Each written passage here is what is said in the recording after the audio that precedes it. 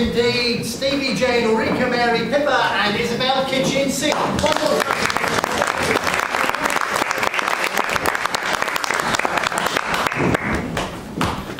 Okay, our next group of poets are just about to join us on the stage, and they're from Hanger Farm, and I know you'll give them a very warm welcome, and we'll just rearrange the furniture very, very quickly indeed, because that's how good we are, rearranging things.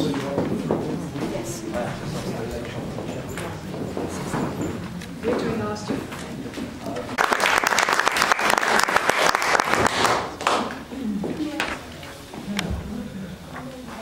Evening. My name is Stephen. I'm a regular, I come here regularly. I'm going to read 3 poems tonight, one concerning drinking, one concerning whinging, and the other concerning commitment to writing. We'll start with drinking. This concerns the inhabitants of the Working Men's Club in which I used to go. It's called the Social Club. I know the same old faces, those belonging to greying, pot-bellied gents, virtually fixed to their bar stools. Their arched backs, always facing the obscured window, looking out onto a vast world outside.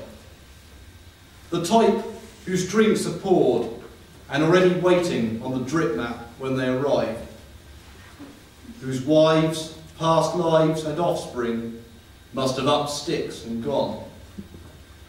Provided the barrel stocks run high, they seem roosted, heading nowhere as far as I can tell, until the time bell intervenes. On their eventual passing, it would not surprise to see their remains in urns on the bar, standing like a pint glass. And now we'll move on to the whinging. This is about a poem I wrote recently about, well, shall we say, society's moaners. It's called Complaining. I've heard it many times. Dejection at London and its soaking winters. Residents living in confined spaces. Cars queued nose to tail. Bemoaning of buses, trains, letters arriving late, at a loss as to where our taxes go.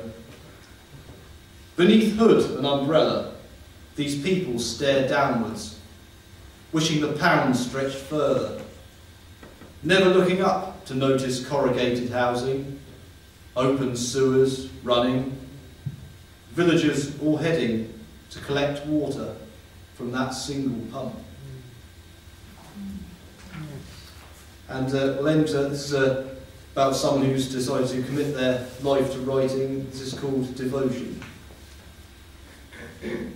I am wed, not to the woman of my dreams, or through convenience, but have walked down a creative aisle, pen instead of a ring.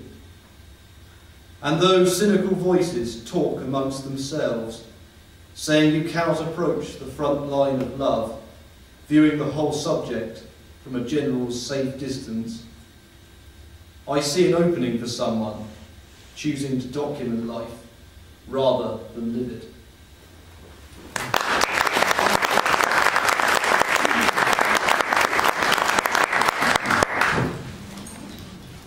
Hi, my name's Glenn. The topic of malapropisms reminded me of when I used to be a medical secretary, and I often used to smile to myself at the ambiguities that the doctors used to write. E.g., this patient says she has been depressed since she began seeing me in 1998. And another was, my colleague and I are puzzled by the symptoms of this patient's abdomen and have decided we will sit on it.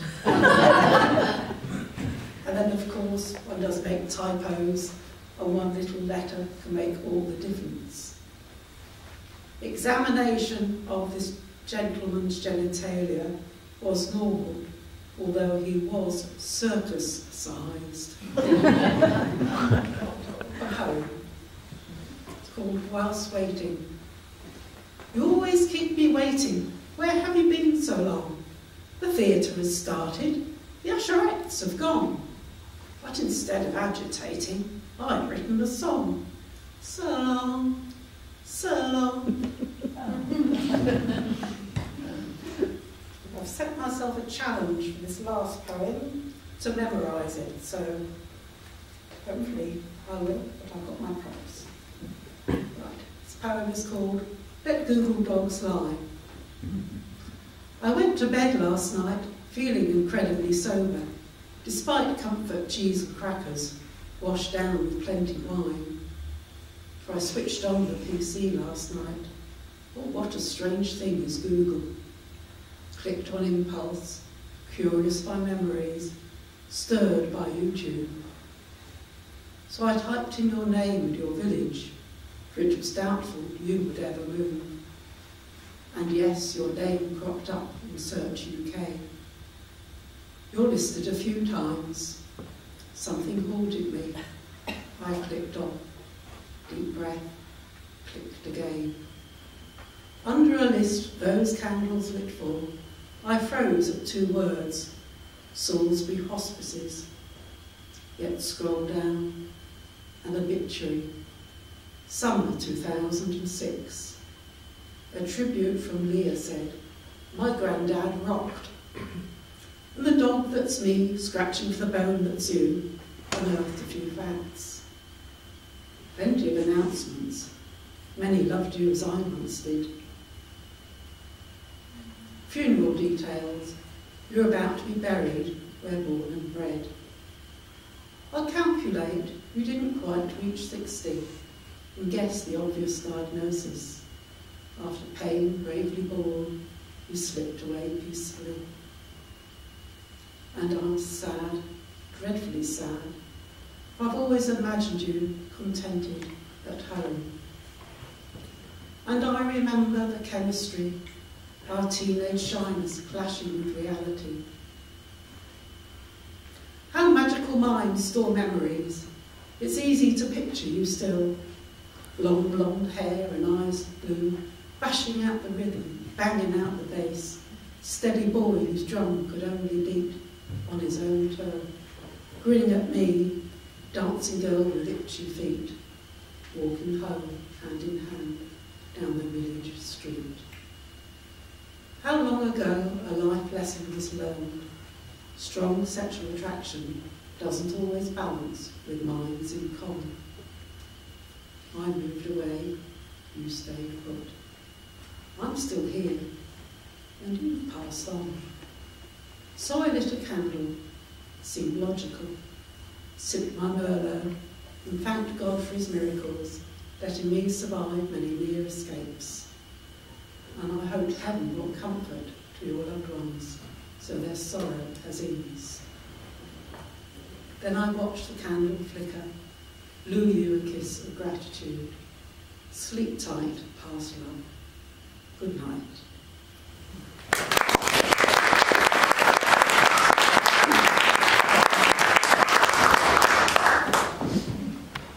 Hello, my name is Dina. I'd like to read you 3 pieces of my own work tonight. The first one is about the acquisition of microphones after last performance. Some of you couldn't hear us. So I don't use it properly, you see. So it's called I've Got a Little Lisp, with a slight nod to Ricardo. As someday it may happen, a microphone be found, I've got a little lisp. There's a pestilential nuisance of picking up this sound that never will be missed, that never will be missed. Around the auditorium, the reverberation bound. I've got a little lisp, I've got a little lisp. Susie selling seashells, a line I must resist, a line I must resist. Nor speak whilst eating crisp. The crumbs you're ducked to miss, I'm sure you're ducked to miss. So microphone is banished, my voice I will project. No megaphone electrical will evermore detect. I've got a little lisp, I'm sure it will be missed. I'm sure it will be missed. Spring fever makes me a fool. I wish I could join the game known as playing the fool, throw all caution to the wind and don a jester's hat. April 1st, All Fool's Day, completely leaves me flat. Slapstick, throwing pies and wearing a red nose, no chuckle alters my stance while striking a sensible pose. Others may laugh with hysteria and slap their thighs with glee, but the joke's on me when the punchline I fail to see. Foolishness is not an act that lightens up my life, always thinking things will go wrong, bringing trouble and strife. So, my April 1st resolution, I'm unveiling a brand new me, a fun-filled life full of mirth, sans responsibility. I'll frisk and romp like a newborn lamb, skipping in the fields. Oh, what fun I'll start to have whilst kicking up my heels. No longer cup half empty, always half full the glass. The dreariness of winter days resolutely in the past. So come on April Fool's Day and put me to the test. With spring comes new resolution that fills my life with zest. Postscript, an apology to my husband. That's zest, not sex.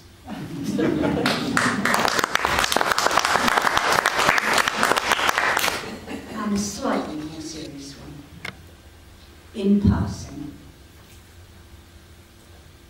Touch me as you pass, so I will know we met. Shed light into my life, then I will benefit. Share your wisdom with me, so I will learn. Bring no sorrow, but joy, then I can love. Though we touch not physically, let the meeting have vibrancy. No matter if we meet briefly, may your influence have permanency. Take from me the friendship I proffer, for in taking I must also offer. Take not from me negativity, but a feeling of life's possibilities. Today passes by, and tomorrow too late to fulfill our potential and share talents God-given. So let's touch one another. Life is for living.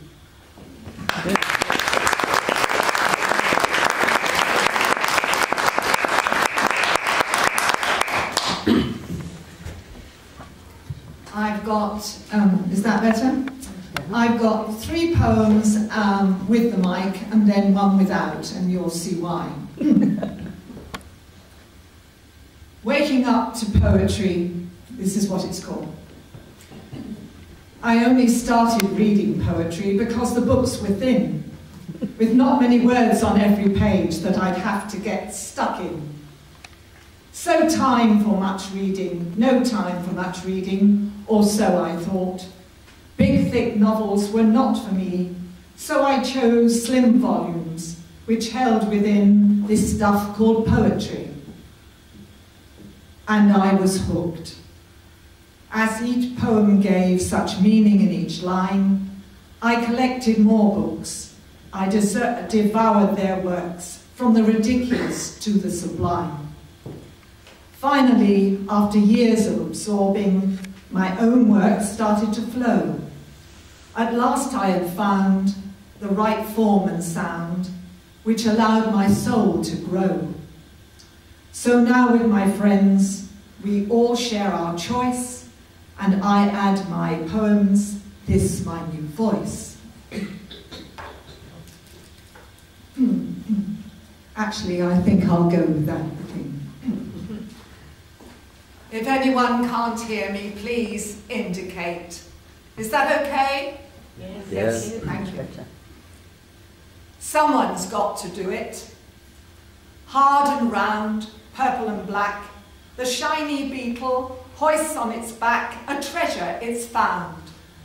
A piece of dung, rolled in a ball. Surely it must be the worst job of all, to follow the track to its nest of young, waiting for their juicy feed. That ball of excretia is what they need to make more beetles, iridescent black. Beautiful creatures who do the task, it must be true, not one of the rest of us would ask to do. Then I need a little prop.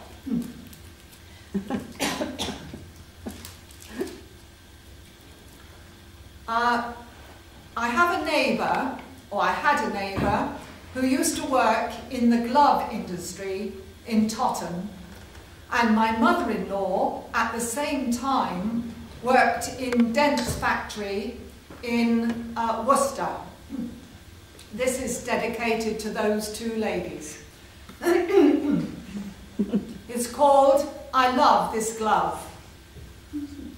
Over 80 years ago, a kid gave its skin to make this tiny glove that I'm examining.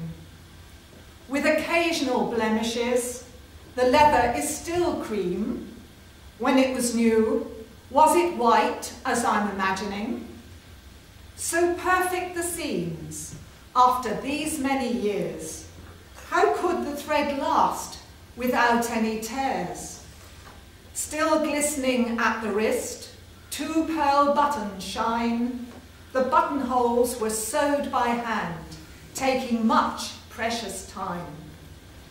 I hope my neighbour made this little work of art. It reminds me of another dear, much closer to my heart. Each young girl, so skillful, this glove demonstrates as evidence of patient piecework, which we now appreciate.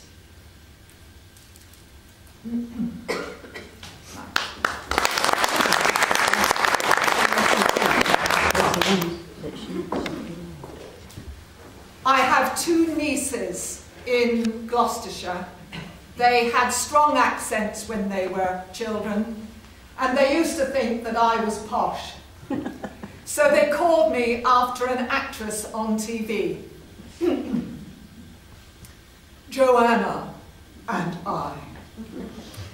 I haven't got the blonde bouffant, or the large lustrous eyes, or the legs lovely, slim and long, and the svelte hips and thighs.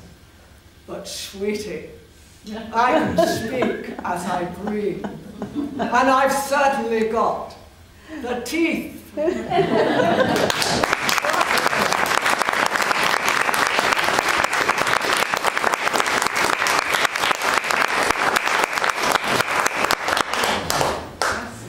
Now it's interval.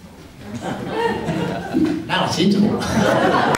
But don't go running off yet. Big round of applause.